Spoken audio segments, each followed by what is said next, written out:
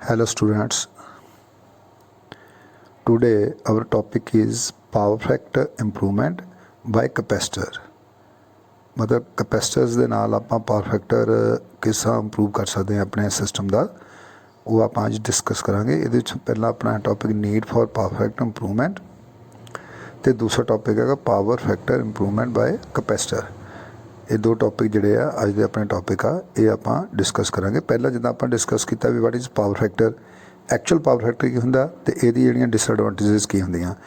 ਉਸ ਡਿਸਐਡਵਾਂਟੇਜ ਨੂੰ ਰਿਮੂਵ ਕਰਨ ਲਈ ਆਪਾਂ ਪਾਵਰ ਫੈਕਟਰ ਨੂੰ ਇੰਪਰੂਵ ਕਰਦੇ ਹਾਂ ਸਿਸਟਮ ਦੇ ਵਿੱਚ। ਉਹ ਜਿਹੜਾ ਅੱਜ ਦਾ ਆਪਣਾ ਟੌਪਿਕ ਹੈਗਾ ਜਿਹੜਾ ਆਪਾਂ ਡਿਸਕਸ ਕਰਨਾ ਹੈਗਾ। ਹੁਣ ਦੇਖੋ ਜਿਹੜਾ ਟੌਪਿਕ ਆਪਾਂ ਡਿਸਕਸ ਕਰਨ ਲੱਗੇ ਹਾਂ ਹੈ need for power factor improvement. ਆਪਾਂ ਨੂੰ ਕਿਉਂ ਜ਼ਰੂਰਤ ਪੈਂਦੀ ਆ ਪਾਵਰ ਫੈਕਟਰ ਨੂੰ ਇੰਪਰੂਵ ਕਰਨ ਦੀ। ਕਹਿੰਦਾ ਦੇਖੋ ਡਿਸਕਸ ਕਰਦੇ ਹਾਂ ਪਹਿਲਾਂ ਨੰਬਰ 1 ਤੇ ਕਹਿੰਦਾ real power is given by P = VI cos φ। Voltage current ਤੇ ਪਾਵਰ ਫੈਕਟਰ ਜਿਹੜੀ ਪਾਵਰ ਆਪਾਂ ਕੰਸੀਡਰ ਕਰਦੇ ਹਾਂ ਇਲੈਕਟ੍ਰਿਕ ਸਿਸਟਮ ਵਿੱਚ, ਉਹਨੂੰ ਆਪਾਂ ਕੰਸੀਡਰ ਕਰਦੇ ਹਾਂ ਐਕਚੁਅਲ ਪਾਵਰ ਜਿਹਨੂੰ ਰੀਅਲ ਪਾਵਰ ਕਹਿੰਦੇ ਆ, ਉਹ ਕਹਿੰਦੇ ਆ VI cos φ। ਕਹਿੰਦਾ the electrical current is inversely proportional to cos φ for transferring a given amount of power at a certain voltage. ਮਤਲਬ ਇਸ ਫਾਰਮੂਲੇ ਦਾ ਅਗਰ ਆਪਾਂ ਵੋਲਟੇਜ ਕੌਂਸਟੈਂਟ ਰੱਖਣੀ ਹੋਵੇ ਤੇ ਪਾਵਰ ਆਪਾਂ ਕੋਈ ਭੇਜਣੀ ਹੋਵੇ ਕਿਸੇ ਪਾਰਟੀਕੂਲਰ ਪੋਰਸ਼ਨ ਲਈ, ਤਾਂ ਉਸ ਕੇਸ ਦੇ ਵਿੱਚ ਜਿਹੜਾ ਆ ਮਤਲਬ ਜਿਹੜਾ ਪਾਵਰ ਕਰੰਟ ਹੈ ਉਹ ਇਨਵਰਸਲੀ ਪ੍ਰੋਪੋਰਸ਼ਨਲ ਟੂ ਕੀ ਆ ਪਾਵਰ ਫੈਕਟਰ ਕਰੰਟ। ਜਿਹੜਾ ਫਾਰਮੂਲੇ ਮੁਤਾਬਕ ਦੇਖੋ ਤੁਸੀਂ ਉੱਪਰ ਫਾਰਮੂਲੇ 'ਚ ਲਾ ਸਕਦੇ ਹਾਂ। ਕਰੰਟ ਨੂੰ ਅਗਰ ਤੁਸੀਂ ਰਾਈਟ ਸਾਈਡ 'ਤੇ ਰੱਖ ਕੇ ਅਤੇ ਦੂਜੀਆਂ ਜਿਹੜੀਆਂ ਦੋ ਵੈਲਿਊਜ਼ ਹੈ ਵੋਲਟੇਜ ਅਤੇ cos φ ਨੂੰ ਲੈਫਟ ਸਾਈਡ 'ਤੇ ਲੈ ਜਾਓ ਤਾਂ ਫਾਰਮੂਲਾ ਬਣ ਜਾਂਦਾ I = P/V cos φ। ਹੁਣ ਇਹਦੇ ਵਿੱਚ P ਨੂੰ ਕੌਂਸਟੈਂਟ ਮੰਨ ਲਈਏ, V ਨੂੰ ਕੌਂਸਟੈਂਟ ਮੰਨ ਲਈਏ, ਅਤੇ I ਜਿਹੜਾ inversely proportional to cos factor power factor ਦੇ ਇਨਵਰਸਲੀ ਪ੍ਰੋਪੋਰਸ਼ਨਲ ਹੈਗਾ ਜਿਹੜਾ ਕਰੰਟ ਹੈਗਾ। ਕਰੰਟ ਨੂੰ ਮਤਲਬ ਅਗਰ ਆਪਾਂ ਡਿਸਕਸ ਕਰਨਾ ਹੋਵੇ ਤਾਂ ਆਪਾਂ ਨੂੰ ਪਾਵਰ ਫੈਕਟਰ ਜਿਹੜਾ ਕੰਸੀਡਰ ਕਰਕੇ ਚੱਲਣਾ ਪੈਂਦਾ ਹੈਗਾ। ਕਹਿੰਦਾ hence higher the power factor lower will be the current flowing. ਹੁਣ ਦੇਖੋ ਕਿ ਇਨਵਰਸਲੀ ਪ੍ਰੋਪੋਰਸ਼ਨਲ ਹੈਗਾ ਕਰੰਟ ਜਿਹੜਾ ਆ, ਇਸ ਕਰਕੇ ਉਹ ਕਹਿੰਦਾ ਜਿੱਦਾਂ ਜਿੱਦਾਂ ਪਾਵਰ ਫੈਕਟਰ ਜਿਹੜਾ ਇਨਕਰੀਜ਼ ਕਰੂਗਾ ਤਿੱਦਾਂ ਤਿੱਦਾਂ ਕਰੰਟ ਜਿਹੜਾ ਘਟੂਗਾ, ਬਟ ਜਿੱਦਾਂ ਦਾ ਪਾਵਰ ਫੈਕਟਰ ਘਟੂਗਾ ਤਿੱਦਾਂ ਜਿਹੜਾ ਆਪਣਾ ਕਰੰਟ ਆ ਉਹ ਇਨਕਰੀਜ਼ ਕਰੂਗਾ, ਤਾਂ ਕਰੰਟ ਦੀ ਵੈਲਿਊ ਵਧੂਗੀ। ਕਹਿੰਦੇ small current flow requires a less cross sectional area of conductors. ਹੁਣ ਨੈਚੁਰਲ ਹੈ ਕਿ ਕਰੰਟ ਜਿਹੜਾ ਆ ਉਹ ਫਲੋ ਕਰਨਾ ਕੰਡਕਟਰ ਦੇ ਵਿੱਚੋਂ, ਅਤੇ ਜਿੰਨਾ ਏਰੀਆ ਘੱਟ ਹੋਏਗਾ ਜਿੰਨਾ ਕਰੰਟ ਘੱਟ ਹੋਏਗਾ ਉਹਨਾਂ ਸਾਨੂੰ ਕੰਡਕਟਰ ਏਰੀਆ ਜਿਹੜਾ ਉਹ ਘੱਟ ਚਾਹੀਦਾ ਹੈਗਾ। ਐਂਡ ਦਸ ਇਟ ਸੇਵਸ ਕੰਡਕਟਰਸ ਐਂਡ ਮਨੀ। ਹੁਣ ਮਤਲਬ ਕਹਿੰਦੇ ਕਿ ਜਿੱਦਾਂ ਸਪੋਜ਼ ਕਰੋ ਆਪਾਂ 0.8 ਪਾਵਰ ਫੈਕਟਰ 'ਤੇ ਕੋਈ ਸਿਸਟਮ ਨੂੰ ਲੈ ਕੇ ਜਾ ਰਹੇ ਹਾਂ, ਬਟ ਕਿਸੇ ਕਾਰਨ ਕਰਕੇ ਸਾਡਾ ਪਾਵਰ ਫੈਕਟਰ ਜਿਹੜਾ 0.6 ਰਹਿ ਗਿਆ ਅਤੇ ਆਪਾਂ ਕਰੰਟ ਲੈ ਕੇ ਜਾਣਾ ਚਾਹੁੰਦੇ ਸੀਗੇ 1000 ਐਂਪੀਅਰ, ਪਰ ਹੁਣ ਕਿਉਂਕਿ ਪਾਵਰ ਫੈਕਟਰ ਹੀ ਘਟ ਗਿਆ ਤਾਂ ਉਸ ਪਾਵਰ ਫੈਕਟਰ ਘਟਣਾ ਵੈਸੇ ਨੈਚੁਰਲ ਵੇ ਦੇ ਨਾਲ ਹੀ ਜਿਹੜਾ ਉਹ ਕਰੰਟ ਆ ਉਸ ਸਿਸਟਮ ਦੇ ਵਿੱਚ ਜ਼ਿਆਦਾ ਹੋ ਗਿਆ। ਪਰ ਅਸੀਂ ਆਪਾਂ ਡਿਜ਼ਾਈਨ ਕੀਤਾ ਹੈ ਮੰਨ ਲਓ ਜਿੱਦਾਂ ਪਾਰਟੀਕੂਲਰ ਵੈਲਿਊ ਲਈ ਕਰੰਟ ਲਈ ਉਸ ਕੰਡਕਟਰ ਨੂੰ, ਪਰ ਕਿਉਂਕਿ ਪਾਵਰ ਫੈਕਟਰ ਲੋ ਹੋਣ ਕਰਕੇ ਕਰੰਟ ਦੀ ਵੈਲਿਊ ਵੱਧ ਗਈ। ਹੁਣ ਅਸੀਂ ਨਹੀਂ ਚਾਹੁੰਦੇ ਆਪਣਾ ਕੰਡਕਟਰ ਸਾਈਜ਼ ਜਿਹੜਾ ਉਹ ਵਧਾਈਏ, ਆਪਾਂ ਕੀ ਚਾਹੁੰਦੇ ਹਾਂ ਕਿ ਆਪਾਂ ਪਾਵਰ ਫੈਕਟਰ ਨੂੰ ਇੰਕਰੀਜ਼ ਕਰ ਦਈਏ। ਸੋ ਇਸ ਕਰਕੇ ਅਗਰ ਆਪਾਂ ਨੂੰ ਫਿਰ ਪਾਵਰ ਫੈਕਟਰ ਨੂੰ ਮੇਨਟੇਨ ਕਰਕੇ 0.6 ਤੋਂ ਫਿਰ 0.8 'ਤੇ ਲੈਵਾਂਗੇ ਤਾਂ ਉਹੀ ਕੰਡਕਟਰ ਫਿਰ ਜੋ ਉਹਦੀ ਪਾਰਟੀਕੂਲਰ ਵੈਲਿਊ ਆਪਾਂ ਸਿਲੈਕਟ ਕੀਤੀ ਸੀਗੀ ਏਰੀਆ ਆਫ ਕ੍ਰਾਸ ਸੈਕਸ਼ਨ ਦੀ, ਉਨੀ ਵੈਲਿਊ ਦੇ ਵਿੱਚੋਂ ਕਰੰਟ ਜਿਹੜਾ ਆਰਾਮ ਨਾਲ ਫਲੋ ਕਰਦਾ ਰਹੇ। ਇਸ ਦਾ ਮਤਲਬ ਜਿੰਨਾ ਕਹਿੰਦਾ ਭਾਵੇਂ ਜਿੰਨਾ ਪਾਵਰ ਫੈਕਟਰ ਲੋ ਹੋਏਗਾ ਉਹਨਾਂ ਕਰੰਟ ਕੈਰਿੰਗ ਕਪੈਸਿਟੀ ਜਿਹੜੀ ਆ ਜਾਂ ਕਰੰਟ ਦੀ ਵੈਲਿਊ ਜਿਹੜੀ ਵੱਧ ਜਾਏਗੀ ਅਤੇ ਕੰਡਕਟਰ ਦੀ ਕਪੈਸਿਟੀ ਜਿਹੜੀ ਆ ਕਰੰਟ ਨੂੰ ਕੈਰੀ ਕਰਨ ਲਈ ਉਹ ਘੱਟ ਜਾਏਗੀ। ਪਾਰਟੀਕੂਲਰ ਸਾਈਜ਼ ਲਈ ਪਾਰਟੀਕੂਲਰ ਕੰਡਕਟਰ ਏਰੀਆ ਲਈ ਅਗਰ ਆਪਾਂ ਸੇਮ ਕਰੰਟ ਜਿਹੜਾ ਆਪਾਂ ਮੈਕਸਿਮਮ ਕਰੰਟ ਦੀ ਵੈਲਿਊ ਉਹਦੀ ਮੇਨਟੇਨ ਰੱਖਣਾ ਚਾਹੁੰਦੇ ਤਾਂ ਸਾਨੂੰ ਪਾਵਰ ਫੈਕਟਰ ਵੀ ਉਸ ਵੈਲਿਊ ਤੱਕ ਮੇਨਟੇਨ ਕਰਨਾ ਪੈਂਦਾ। Particular for AC system, DC 'ਚ ਪਾਵਰ ਫੈਕਟਰ ਕੋਈ ਕੰਸੀਡਰ ਹੀ ਨਹੀਂ ਹੁੰਦਾ, ਉੱਥੇ ਨਹੀਂ ਕੋਈ ਚੱਕਰ, ਬਟ AC ਦੇ ਵਿੱਚ ਜਿੰਨਾ ਪਾਵਰ ਫੈਕਟਰ ਲੋ ਹੋਏਗਾ ਉਨਾ ਕਰੰਟ ਜਿਹੜਾ ਉਹ ਵਧੂਗਾ। ਦੂਜੇ ਨੰਬਰ 'ਤੇ ਦੇਖੋ ਕਹਿੰਦਾ from the above relation we see having poor power factor increases the current flowing in the conductor and thus copper losses ਇਨਕਰੀਜ਼ਿਜ਼।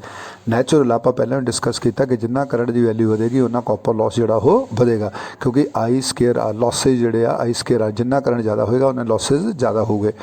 ਕਹਿੰਦਾ large voltage drop occurs in the alternator electrical transformer transmission distribution lines ਵਿਚ gives very poor voltage regulation. Voltage regulation depend ਕਰਦੀ voltage drop ਸੇ। ਹੁਣ ਜਿੰਨਾ copper loss ਹੋਏਗਾ ਉਹਨੇ voltage drops ਜ਼ਿਆਦਾ ਹੋਣਗੇ, ਜਿੰਨੇ ਵੋਲਟੇਜ ਡ੍ਰੌਪਸ ਜ਼ਿਆਦਾ ਹੋਣਗੇ ਉਨੀ ਸਾਡੀ ਰੈਗੂਲੇਸ਼ਨ ਜਿਹੜੀ ਆ ਉਹ ਪੂਅਰ ਹੋ ਜਾਏਗੀ, ਰੈਗੂਲੇਸ਼ਨ ਜਿਹੜੀ ਵਧੀਆ ਨਹੀਂ ਰਹੇਗੀ ਸਾਡੇ ਸਿਸਟਮ ਦੀ। ਮਤਲਬ ਕਹਿੰਦਾ ਜਿੰਨੀ ਵੋਲਟੇਜ ਆਪਾਂ ਭੇਜਦੇ ਹਾਂ ਉਨੀ ਵੋਲਟੇਜ ਸਾਨੂੰ ਮਤਲਬ ਬਹੁਤ ਜ਼ਿਆਦਾ ਘੱਟ ਜਾਏਗੀ ਵੋਲਟੇਜ, ਕਿਉਂਕਿ ਲੋਸਿਸ ਜਿਹੜੇ ਉਹਨੇ ਜ਼ਿਆਦਾ ਹੋ ਜਾਣਗੇ ਜਿੰਨਾ ਪਾਵਰ ਫੈਕਟਰ ਘੱਟ ਹੋਏਗਾ।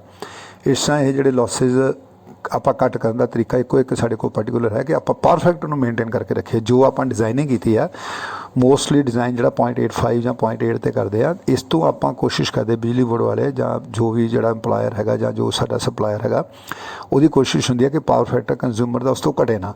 ਪਰ ਜੇ ਘਟਦਾ ਆ ਤਾਂ ਫਿਰ ਉਹ ਆਣ ਕੇ ਸਾਨੂੰ ਗਾਈਡ ਕਰਦੇ ਆ ਵੀ ਭਾਈ ਇਹਨੂੰ ਇੰਪਰੂਵ ਕਰੋ, ਪਾਵਰ ਫੈਕਟਰ ਨੂੰ ਕਪੈਸਿਟਰ ਬੈਂਕਸ ਜਾਂ ਕੋਈ ਹੋਰ ਚੀਜ਼ ਲਗਾਓ ਜਿਹਦੇ ਨਾਲ ਕਿ ਇਹ ਪਾਵਰ ਫੈਕਟਰ ਜਿਹੜਾ ਇੰਪਰੂਵ ਹੋਵੇ, ਤਾਂ ਕਿ ਸਾਡਾ ਜਿਹੜਾ ਜੋ ਅਸੀਂ ਡਿਜ਼ਾਈਨਿੰਗ ਕੀਤੀ ਆ ਵਾਇਰਸ ਦੀ ट्रांसमिशन लाइन या डिस्ट्रीब्यूशन लाइन दे उन्ना ही करंट उस फ्लो करे ताकि असीं प्रॉपर सैटिंग दे नाल उहनूं सिस्टम नूं वधिया बना सकीए। थर्ड है देखो the KVA rating of machine is also reduced by having higher power factor. Power factor higher होना KVA रेटिंग किदां घट जाती है, देखो थल्ले फार्मूला KVA हुण पहलां आपां फार्मूला कैपेसिटर दा पावर फैक्टर दा पढ़ चुके हैं। इहदे विच KVA किहड़ी आ एपरेंट पावर। एपरेंट पावर की है KVA equal to actual real power बटा cos फाई। जे हुण आपां इहनूं देखिया जावे ध्यान नाल कि KVA रेटिंग किस चीज़ की रेटिंग है, मशीनस की ट्रांसफार्मर दी अल्टरनेटर वगैरह की ना जी KVA ਜਾਂ ट्रांसफार्मर की KVA रेटिंग्स ਜਿਹੜੀਆਂ ਹੈਗੀਆਂ मतलब जो भी जी मशीन की KVA रेटिंग आ ਉਹਦਾ पावर फैक्टर जिन्ना घट होएगा उन्नी वो KVA रेटिंग ਜਿਹੜੀ ਵੱਧ ਜਾਏਗੀ। ਹੁਣ ਇਹਦੇ ਲਈ एग्जांपल बहुत सिंपल जी मैं ਤੁਹਾਨੂੰ ਦੱਸਦਾ। ਮੰਨ ਲਓ कि कोई अपनी मशीन 1000 KVA ਤੇ ਆਪਾਂ ਖਰੀਦੀ ਉਹਦੀ मतलब मैक्सिमम कैपेसिटी ਜਿਹੜੀ 1000 KVA है। ਹੁਣ ਉਹਦੀ कैपेसिटी 1000 KVA है गुड, बट किलोवाट ਜਿਹੜਾ ਆਪਾਂ ਫਿਕਸ ਰੱਖਿਆ ਲੋਡ ਜਿਹੜਾ ਫਿਕਸ ਆ मतलब ਉੱਤੇ ਆਪਾਂ 1000 KVA ਦੇ 800 KVA मतलब किलोवाट ਆਪਾਂ ਲੋਡ ਪਾਉਣਾ ਸਪੋਜ਼ ਕਰੋ। ਹੁਣ 800 ਕਿਲੋਵਾਟ ਲੋਡ ਪਾਉਣ ਲਈ ਆਪਾਂ 1000 KVA ਦੀ ਇੱਕ ਮਸ਼ੀਨ ਲੈ ਲਈ, ਬਟ ਉਹਦਾ ਪਾਵਰ ਫੈਕਟਰ ਕੰਪਨੀ ਨੇ ਫਿਕਸ ਕੀਤਾ 0.85। ਆਪਾਂ ਕਹਿੰਦੇ ਠੀਕ ਹੈ ਜੀ ਅਸੀਂ 0.85 ਮੇਨਟੇਨ ਰੱਖਾਂਗੇ। ਹੁਣ उस पार्टिकुलर किलोवाट ਲਈ अगर वो 0.8 ਦੀ ਬਜਾਏ ਪਾਵਰ ਫੈਕਟਰ ਜਿਹੜਾ 0.6 ਰਹਿ ਜਾਂਦਾ ਤਾਂ ਤੁਸੀਂ ਇੱਥੋਂ ਦੇਖੋਗੇ उस केस ਦੇ ਵਿੱਚ ਸਾਨੂੰ KVA रेट ਵਧਾਉਣੀ ਪੈਗੀ। KVA रेट ਜਿਹੜੀ ਆ ਉਹ ਵੱਧ ਜਾਂਦਾ ਕਿਉਂਕਿ ਕਿਲੋਵਾਟ ਫਿਕਸ ਨੇ, ਪਾਵਰ ਫੈਕਟਰ ਘਟ ਗਿਆ, KVA रेट ਵੱਧ ਗਈ। ਹੁਣ ਬਟ ਸਾਡੇ ਕੋਲ ਮਸ਼ੀਨ ਤਾਂ ਲੱਗੀ 1000 मतलब KVA ਦੀ ਹੈ ਨਾ, ਤੇ ਹੁਣ 1000 KVA ਨੂੰ ਆਪਾਂ ਲੋਡ ਦੇਣ ਲਈ ਆਪਾਂ ਲਾਈ ਸੀ ਮਸ਼ੀਨ 800 ਕਿਲੋਵਾਟ ਦੇਣ ਲਈ ਆਪਾਂ 1000 KVA ਲਾਈ, ਪਰ ਪਾਵਰ ਫੈਕਟਰ ਘਟਣ ਕਰਕੇ ਸਾਡੀ ਰੇਟਿੰਗ KVA ਰੇਟਿੰਗ बढ़ गई। पर साढ़े को मशीन तो छोटी है, साढ़े को मशीन तो छोटी सानू चाहिए हुण वड्डी मशीन क्योंकि पावर फैक्टर घट गया। बट उस केस च सानू की करना पेगा कि वड्डी मशीन तो आप थोड़ा कि आप हुण बार बार जनरेटर पट के नवां लाउंदे फिरांगे, नहीं उस केस च सानू की करना पेगा सानू लोड घटाउणा पेगा। देखो ये ड्राबैक हो गया कि सेम KVA रेटिंग लई अगर पावर फैक्टर घट जाता तो सानू लोड घटाउणा पैंदा ना, पर उस तो इलावा अगर उही पावर फैक्टर जिहड़ा 0.8 ते चल जाए, सपोज करो 0.8 की बजाय 0.9 ते चल जाए तो तुसीं की देखोगे KVA रेट घट गई। हुण KVA रेट घटन का मतलब नहीं ये नहीं कि असीं वो जनरेटर पट के उत्ते छोटा जनरेटर नहीं, असीं उस पर्टिकुलर जनरेटर ते ज़्यादा लोड पा सकते हैं।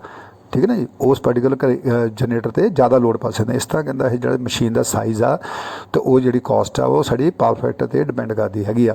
कहता this is why last line this is why electrical power factor should be maintain close to unity it is significant chapter. मतलब हुण पर्टिकुलर टेंशन जी इस गल की बनी रही है कि पावर फैक्टर जोड़ा क्लोज टू यूनिटी रहे, जोड़ा कि पॉसीबल नहीं आ रहिंदा नहीं आ, पर फिर भी उन्होंने कोशिश होंगी है कि आप क्लोज टू यूनिटी लैके आइए 0.8 तक लैके जाइए ताकि साडा जो सिस्टम आ वो वधिया रेगूलेशन देवे, एफिशिएंसी वधिया देवे तो साडा जी कॉस्ट जी वो घट रहे। इस तरह यह पावर फैक्टर।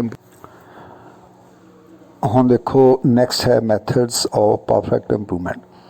कहते there are 3 main ways to improve power factor. किहड़े वेज ने? Number 1 capacitor banks, number 2 synchronous condensers, तो नंबर 3 है फेज एडवांसर।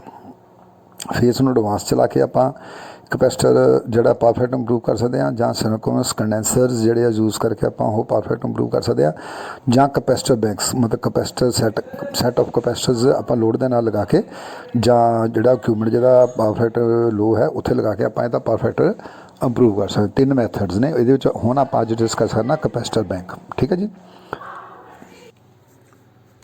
हुण देखो टॉपिक है कैपेसिटर बैंक्स जोड़ा आप हम डिस्कस करके रहे हैं कि किस तरह आप जोड़ा कैपेसिटर बैंक्स के पावर फैक्टर इंप्रूव करांगे वो आप हम डिस्कस करते हैं। कहना इट इज़ क्वाइट सिंपल, बहुत सिंपल जिहा मैथड है बाय इंस्टॉलिंग कैपेसिटर्स और कैपेसिटर बैंक। मतलब कैपेसिटर्स ਜਾਂ ਉਹਨਾਂ ਦਾ पूरा प्रॉपर एक बैंक बना के, बैंक का मतलब ज़्यादा कैपेसिटर एक जगह इकट्ठे करके फिर उन्होंने जोड़ के कनैक्शन दे के आप कैपेसिटर बैंक कहते हैं। कहता सिंपल मैथड आ इंस्टॉल कर सकते आप कैपेसिटर या कैपेसिटर बैंक को। कहता improving the power factor of an electrical installation consists of giving it the means to produce a certain proportion, मतलब एक पर्टिकुलर लैवल या पर्टिकुलर अनुपात तक आप जी पावर फैक्टर को इनक्रीज़ कर सकते मैथड यूज़ करके। इस मैथड का फायदा की है, क्यों यूज़ करते आप, थले लिखा देखो, it's non consumption of active energy, मतलब ये जोड़े कैपेसिटर्स होंगे या इंडक्टिव प्योर इंडक्टिव या प्योर कैपेसिटर होंगे ये जोड़े एक्टिव एनर्जी जी एक्चुअल वो कंज्यूम नहीं करते, मतलब जीरो इन्हों की पावर जी जीरो रही है, कंजम्पशन जी जीरो, चार्ज होंगे डिस्चार्ज हो जाता, ठीक है।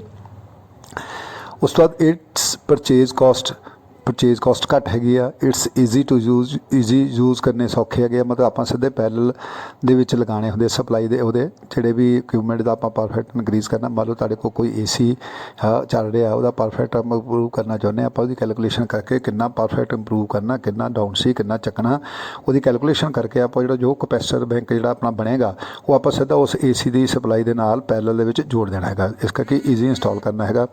इट्स सर्विस लाइफ अप्रोक्सीमेटली 10 साल तक ये चलता, एक कैपेसिटर रैगूलर चलता रहा है। इट्स लो मेनटेनेंस कोई नहीं, क्योंकि कैपेसिटर जोड़ा मतलब जो आप लगाता है कोई स्टैटिक डिवाइस है, कोई वो मूवमेंट नहीं है, कोई कुछ नहीं है, कोई मूवेबल पार्ट नहीं, वो स्टैटिक डिवाइस होने करके वो जी लाइफ है ਜਾਂ मेनटेनेंस जी वो घट है, तो लाइफ जी वो ज़्यादा हैगी है। इस तरह तां करके आप जो कैपेसिटर बैंक्स जोड़े मोस्टली यूज़ कर लें जिथे थोड़ा ईजी होंदा है।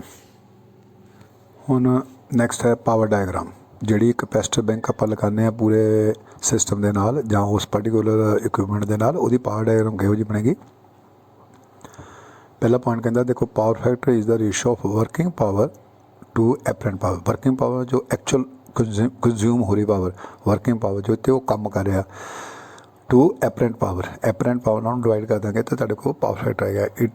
It major how effectively electrical power is being used, मतलब जो आप पहला डिस्कस किया कॉफ़ी के कप के नाल भी आप कॉफ़ी मंगी, अगर वो सारी झग आ जाएगी तो कॉफ़ी बिल्कुल थोड़ी आएगी, तो मान लो तुहाडा पावर फैक्टर जो बहुत लो चल रहा, मतलब जो कॉफ़ी की झग जी आप पावर फैक्टर मतलब वो फ्रिक्शन ऑफ पावर फैक्टर करके होंगे सारा। मान लो तो जे आप कॉफ़ी का मग मंगया, कॉफ़ी टोटल कॉफ़ी मंगी जी आप किसी डिमांड की, तो कॉफ़ी के सानू पूरी कॉफ़ी बना के दिंदा, बिल्कुल झग उपर बिल्कुल थोड़ी जी होंगी है, तो यह मतलब कॉफ़ी आप मैक्सीमम यूटिलाइज़ की पीती, तो वह है how effective electrical power is being used. हुण क्योंकि वो कॉफ़ी है तो ये इलैक्ट्रिकल सिस्टम आप डिमांड की, मतलब सपोज को डिमांड करें आप 10 किलोवाट की, लेकिन साडा पावर फैक्टर इन्ना डाउन हो गया कि 10 किलोवाट की जगह पर आप सिर्फ यूटिलाइज़ कर पा रहे हैं 8 किलोवाट या 6 किलोवाट, तो 4 किलोवाट जोड़े साढ़े वो सारे लॉसेज जा रहे हैं, उस करके आप उस पर्टिकुलर सिस्टम का पावर फैक्टर इनक्रीज़ करांगे ताकि आप जो 10 किलोवाट मतलब डिमांड की है तो 9 किलोवाट तक घट्टो घट्ट आप एटलीस्ट यूज़ कर सकीए। इस तरह यह पावर फैक्टर जोड़ा वो डिस्कस किया जाता, मतलब उस हिसाब नाल आपां मेनटेन करने लई जी पावर किंदा यूटिलाइज़ करती है उन्होंने रेशो को मन के चलते हैं भी किन्नी रेशो का है एपरेंट पावर तो रियल पावर। फॉर कहता finding power factor divide working power कि KW sorry by apparent power KVA। हुण KW की होंदा P कि बराबर होंदी है VI cos phi, हुण ते ਜਿਹੜੇ एपरेंट पावर की होंदी है VI। हुण कहता जो KW ਨੂੰ KVA ਨਾਲ डिवाइड कर दोगे that is the power factor it in a linear और sinusoidal system the result is also refer to as the cosine theta. हुण कहता लीनियर केस के आप रिजल्ट जो कोसाइन थीटा मन के चलते हैं। हुण कहता देखो थले PF equal to power factor equal to KW बटा KVA। हुण KW की है VI cos phi तो KVA की है कला VI। हुण VI ना VI कैंसिल हो गया तो cos phi रह गया, इस करके बन गया power factor equal to cosine theta. Next कहता for example if you had a boring mill that will operating at 100 kilowatt and the apparent power consumed was 125 KVA, you would divide 100 by 125 and come up with the power factor to 0.8। मतलब हम जो 100 ਨੂੰ 125 ਨਾਲ divide करेंगे तो 0.8 ਉਹਦਾ power factor आ जाएगा। इस तरह आप एपरेंट पावर तो रियल पावर के नाल आप पावर फैक्टर की वैल्यू जी फाइंड आउट कर सकते हैं। डायग्राम जी हम आप अगे डिस्कस करते हैं किस तरह हैगी वो।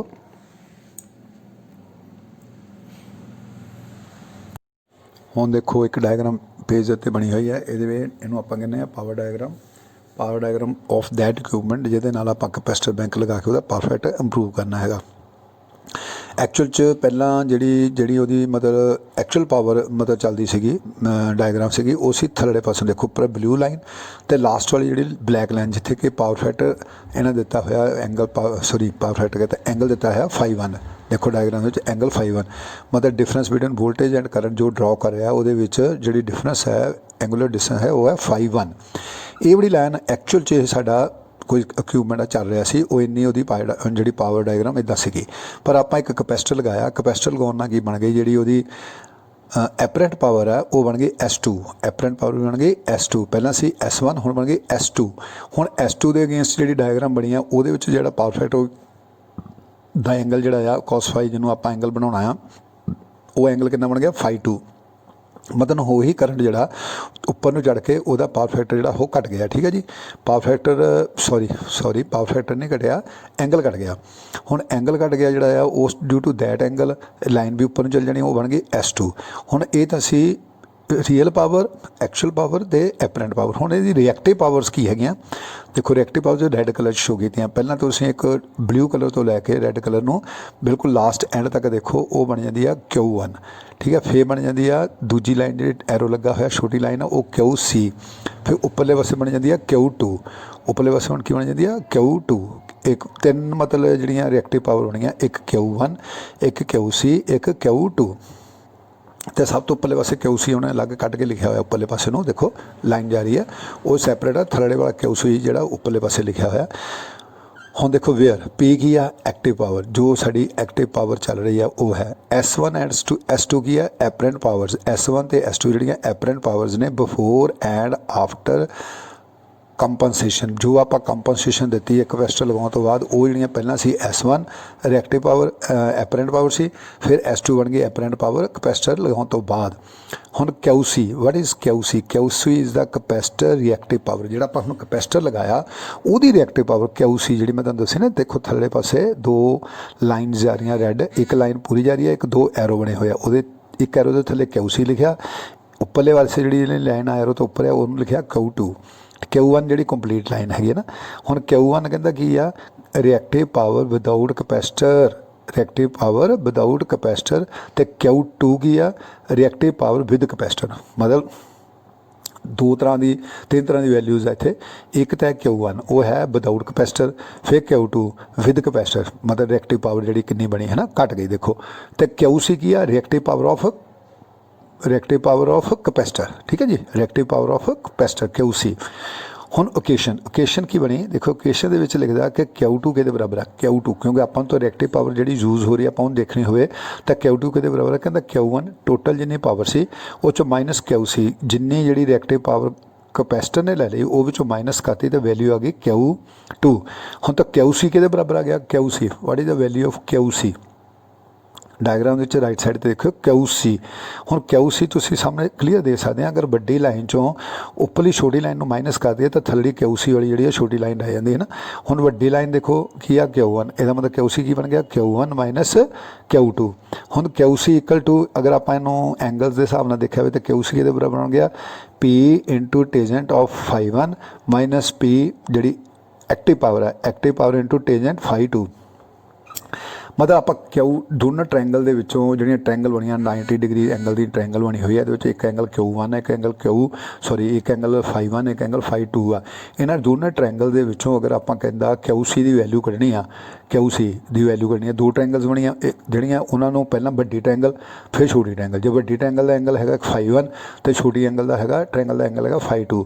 हुण उन्होंने अगर आप वैल्यू जड़ियाँ लभनिया परपेंडिकुलर वैल्यू लभनी हैगी आ तो QC के बराबर है कहता P into tangent φ1 minus P into tangent φ2। हुण इन्हां दोनों च P कॉमन है, जी देखो लाइन के भी तुसीं देख सकते हैं 2 चीज़ां वेरी कर रही है, ये तीजी चीज़ फिक्स है। वेरी कड़ी की देखो S1 वेरी करके छोटा हो गया S2 हो गया, Q1 वेरी किया छोटा हो गया Q2 बन गया, बट जी P पावर है वो सेम है। देखो पावर एक्टिव पावर जी सेम है, इसका QC equal to P bracket दे विच टेंजेंट φ1 माइनस टेंजेंट φ2। टैन φ1 तो टैन φ2 जोड़ा वो माइनस करके जोड़ा उन्होंने आप पावर ना मल्टीप्लाई कर दिए तो वो आ जाऊगी वैल्यू कितनी आऊगी कि जिन्ना साढ़े कैपेसिटर की रिएक्टिव वैल्यू है, रिएक्टिव पावर हैगी जिन्हें साढ़े कैपेसिटर की रिएक्टिव वैल्यू उन्ने वैल्यू का आप कैपेसिटर इदा लगाना है जे आप इन्ना पावर फैक्टर इंप्रूव करना हो। ਹੁਣ ਕਹਿੰਦਾ ਦੇਖੋ wear fi 1 is face shift without capacitor and fi 2 is the face shift with capacitor. ਮਤਲਬ ਤੁਸੀਂ ਐਂਗਲਸ ਦੇਖ ਲਿਆ ਕਿ ਜਦੋਂ ਕਪੈਸਟਰ ਨਹੀਂ ਲਾਇਆ ਸੀ ਆਪਾਂ ਤਾਂ angle between voltage and current ਸੀਗਾ ਫਾਈ 1, ਤੇ ਜਦੋਂ ਆਪਾਂ ਕਪੈਸਟਰ ਲਗਾਇਆ ਕੈਲਕੂਲੇਸ਼ਨ ਕਰਕੇ ਜਿੰਨਾ ਵੀ ਲਗਾਇਆ ਉਹ ਬਣ ਗਿਆ ਐਂਗਲ ਰਹਿ ਗਿਆ ਫਾਈ 2। ਇਸ ਤਰ੍ਹਾਂ ਫੇਸ ਸ਼ਿਫਟ ਐਂਗਲ ਕਰ ਗਿਆ, ਕਰੰਟ ਫੇਸ ਸ਼ਿਫਟ ਕਰਕੇ ਕਿੱਥੇ ਪਹੁੰਚ ਗਿਆ ਫਾਈ 1 ਤੋਂ ਫਾਈ 2 ਤੇ। ਹੁਣ ਕਹਿੰਦਾ ਕਿ the capacitor is a receiver composed of two conductive parts electrodes separated by an insulator। मतलब capacitor ਦੀ ਉਹ ਕੰਸਟਰਕਸ਼ਨ ਦੱਸਦਾ, ਕਹਿੰਦਾ ਦੋ ਕੰਡਕਟਿਵ ਪਾਰਟਸ ਹੁੰਦੇ ਆ ਜਿਨ੍ਹਾਂ ਨੂੰ ਕਿ ਇੰਸੂਲੇਟਰ ਦੇ ਨਾਲ ਆਪਾਂ ਸੈਪਰੇਟ ਕੀਤਾ ਹੁੰਦਾ। ਕਹਿੰਦਾ when this receiver is subjected to a sinusoidal voltage the current and therefore its power capacitive reactive। sinusoidal voltage ਜਦੋਂ ਆਪਾਂ ਕਹਿੰਦਾ ਦਿੰਦੇ ਹਾਂ the current and therefore its power capacitive reactive ਜਿਹੜੀ ਪਾਵਰ ਹੈ is leading the voltage by 90 degree. ਤਾਂ 90 degree 'ਤੇ lead ਕਰਦੀ ਹੈਗੀ, ਉਹਦੀ ਜਿਹੜੀ ਕਰੰਟ ਦੀ ਵੈਲਿਊ ਆ 90 ਡਿਗਰੀ ਲੀਡ ਕਰਦੀ ਹੈਗੀ ਆ।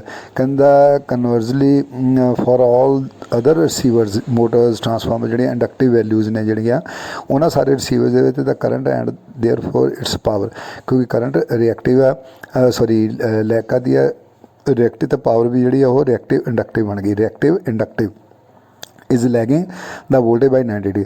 ਮਤਲਬ ਕਹਿੰਦਾ ਕਿ ਜਦੋਂ ਸਿੱਧੀ ਗੱਲ ਹੈ ਵੀ ਜਦੋਂ ਪਿਓਰ ਕਪੈਸਿਟਰ ਹੋਏਗਾ ਤਾਂ ਵੋਲਟੇਜ ਕਰੰਟ ਜਿਹੜਾ 90 ਡਿਗਰੀ ਲੈਗ ਕਰੇਗਾ, ਇਸ ਕਰਕੇ ਪਾਵਰ ਵੀ ਲੀਡ ਕਰੇਗੀ। ਜਦੋਂ ਕਪੈਸਿਟਰ ਹੋਏਗਾ ਪਿਓਰ ਤਾਂ ਜਿਹੜਾ ਕਰੰਟ ਆ ਵੋਲਟੇਜ ਤੋਂ 90 ਡਿਗਰੀ ਲੀਡ ਕਰੇਗਾ, ਉਹਦੇ ਕਰਕੇ ਉਹਦੀ ਪਾਵਰ ਵੀ ਲੀਡ ਕਰੇਗੀ। ਕਿਹੜੀ ਪਾਵਰ? Capacitive reactive. ਅਤੇ ਇਸੇ ਤਰ੍ਹਾਂ ਹੀ ਜਿਹੜਾ ਪਿਓਰ ਇੰਡਕਟਿਵ ਹੈ ਮੋਟਰਸ ਟਰਾਂਸਫਾਰਮਰਸ ਵਗੈਰਾ ਜਿਹੜਾ ਪਿਓਰ ਇੰਡਕਟਿਵ ਹੈਗਾ, ਆਪਾਂ ਨੂੰ ਸਾਰਾ ਕੁਛ ਵਿੱਚੋਂ ਕੱਢ ਜੇ ਪਿਓਰ ਇੰਡਕਟਿਵ ਲਈਏ ਤਾਂ ਕਹਿੰਦਾ ਉਹਨਾਂ ਦਾ ਕਰੰਟ ਜਿਹੜਾ ਉਹ 90 ਡਿਗਰੀ ਜਿਹੜਾ ਉਹ ਲੈਗ ਕਰੇਗਾ, ਅਤੇ ਇਸ ਕਰਕੇ ਉਹਨਾਂ ਦੀ ਰਿਐਕਟਿਵ ਇੰਡਕਟਿਵ ਜਿਹੜੀ ਪਾਵਰ ਹੈਗੀ ਉਹ ਵੀ ਜਿਹੜੀ ਆ ਕੀ ਕਰੇਗੀ ਲੈਗ ਕਰੇਗੀ ਬਾਈ 90 ਡਿਗਰੀ। ਕਹਿੰਦਾ in simple terms it is said that inductive receivers motors transformer consume reactive energy. ਹੁਣ ਕਹਿੰਦਾ ਦੇਖੋ how to calculate the power of capacitors. Capacitors ਦੀ ਪਾਵਰ ਨੂੰ ਆਪਾਂ ਕਿੱਦਾਂ ਕੈਲਕੂਲੇਟ ਕਰ ਸਕਦੇ ਹਾਂ। ਕਹਿੰਦਾ based on electricity bill to calculate the capacitor banks to be install use the following method. ਕਿਹੜਾ ਮੈਥਡ? ਕਹਿੰਦਾ select the month in which bill is highest. ਜਿਹੜਾ ਬਿੱਲ ਹਾਈਐਸਟ ਆਉਂਦਾ ਹੈਗਾ ਉਹ ਵਾਲਾ ਮੰਥ ਤੁਸੀਂ ਸਿਲੈਕਟ ਕਰ ਲਓ। ਉਹਦੇ ਵਿੱਚ ਰੀਡਿੰਗ ਲੇਕਿਨ ਕਿਹੜੀ ਲੈਣੀ ਆ? KVARH। ਮਤਲਬ ਇੱਕ ਹੁੰਦਾ ਦੇਖੋ ਕਿਲੋਵਾਟ ਆਵਰਸ ਹੁੰਦਾ ਨਾ, ਲੇਕਿਨ ਆਪਾਂ ਇੱਥੇ ਕਿਲੋਵਾਟ ਆਵਰਸ ਵਾਲੀ ਰੀਡਿੰਗ ਨਹੀਂ ਲੈਣੀ, ਆਪਾਂ ਲੈਣੀ ਆ KVARH ਦੀ ਰੀਡਿੰਗ। ਮੀਟਰ ਦੇ ਵਿੱਚ ਜਾਂ ਇੰਸਟਰੂਮੈਂਟ ਲਗਾ ਕੇ ਆਪਾਂ KVARH ਨੋਟ ਕਰ ਸਕਦੇ ਹਾਂ, ਅਤੇ H ਉਹਨਾਂ ਮਲਟੀਪਲਾਈ ਕਰਾਂਗੇ ਕਿੰਨੇ ਆਵਰਸ ਲਈ ਉਹਨੂੰ ਯੂਜ਼ ਕੀਤਾ। ਕਹਿੰਦਾ assess the number of hours the installation operators each month. ਇਕੱਲੇ ਮੰਥ ਦੇ ਵਿੱਚ ਤੁਸੀਂ ਹੁਣ ਜਿੰਨੇ ਆਵਰਸ ਲਈ ਆਪਰੇਟਰ ਨੇ ਉਹਨੂੰ ਆਪਰੇਟ ਕੀਤਾ, ਉਸ ਚੀਜ਼ ਨੂੰ ਮਸ਼ੀਨ ਨੂੰ ਲਗਾਇਆ, ਉਹ ਆਪਾਂ ਕੈਲਕੂਲੇਟ ਕਰ ਲੈਣਾ। ਉਸ ਤੋਂ ਬਾਅਦ calculate the capacitor power QC to be install. ਕਿੱਦਾਂ? ਹੁਣ ਦੇਖੋ QC ਇਕੁਅਲ ਟੂ KVARH ਜਿੰਨੇ ਘੰਟੇ ਲਈ KVARH ਮਤਲਬ ਵੈਲਿਊ ਟੋਟਲ ਬਣੀ ਉਹਦੀ ਬਿੱਲ ਦੀ ਰਿਐਕਟਿਵ ਜਿਹੜੀ ਆ ਆਪਣੀ power I to be billed monthly ਇੱਕ ਮਹੀਨੇ ਦਾ ਆਪਾਂ ਕੈਲਕੂਲੇਟ ਕਰਿਆ, divided by number of hours operations monthly. ਕਿੰਨੇ ਨੰਬਰ ਆਫ ਆਵਰਸ ਉਹਨਾਂ ਨੂੰ ਦੇਖੋ KVARH ਇਹਦੇ ਵਿੱਚੋਂ HH ਕੈਂਸਲ ਹੋ ਜਾਊਗਾ ਤਾਂ ਤੁਹਾਡੇ ਕੋਲ QC ਦੀ ਵੈਲਿਊ ਰਹਿ ਜੂਗੀ KVARH, ਉਹਦੀ ਰਿਐਕਟਿਵ ਪਾਵਰ ਜਿਹੜੀ ਆ ਜਿੰਨੀ ਉਹ ਕੰਜ਼ੂਮ ਕਰਦਾ ਉਹ ਰਹਿ ਜੂਗੀ। ਕਹਿੰਦਾ ਐਗਜ਼ਾਮਪਲ ਦੇਖੋ ਦਿੱਤਾ, ਕਹਿੰਦਾ highest reactive energy bill December November of KVARH to be billed 70,000। ਮੰਨ ਲਓ 70,000 ਬਿੱਲ ਆਉਂਦਾ ਆਪਣਾ, ਅਤੇ ਮੰਥਲੀ ਆਪਰੇਟਿੰਗ ਟਾਈਮ ਮਤਲਬ ਆਪਣਾ ਉਹਨੇ ਦਿੱਤਾ ਹੋਇਆ ਦੇਖੋ high load plus peak Times ਜਿਹੜੇ ਸਾਰਿਆਂ ਨੂੰ ਕੈਲਕੂਲੇਟ ਕਰਕੇ ਦਿੱਤਾ। ਕਹਿੰਦਾ 350 ਆਵਰਸ ਟੋਟਲ ਇੱਕ ਮੰਥ ਦੇ ਵਿੱਚ ਆਪਾਂ ਯੂਜ਼ ਕਰਦੇ ਹਾਂ। ਤਾਂ ਉਸ ਕੇਸ ਵਿੱਚ ਸਿੰਪਲ ਕਹਿੰਦਾ ਜਿਹੜਾ QC ਵੈਲਿਊ ਹੈ ਬੈਂਕ ਜਿਹੜਾ ਆਪਾਂ ਇੰਸਟਾਲ ਕਰਨਾ ਕਪੈਸਿਟਰ ਜਿਹੜੇ ਇੰਸਟਾਲ ਕਰਨੇ ਆ ਉਹਨਾਂ ਦੀ ਟੋਟਲ ਵੈਲਿਊ ਕਿੰਨੀ 70,000 ਬੜਾ 350।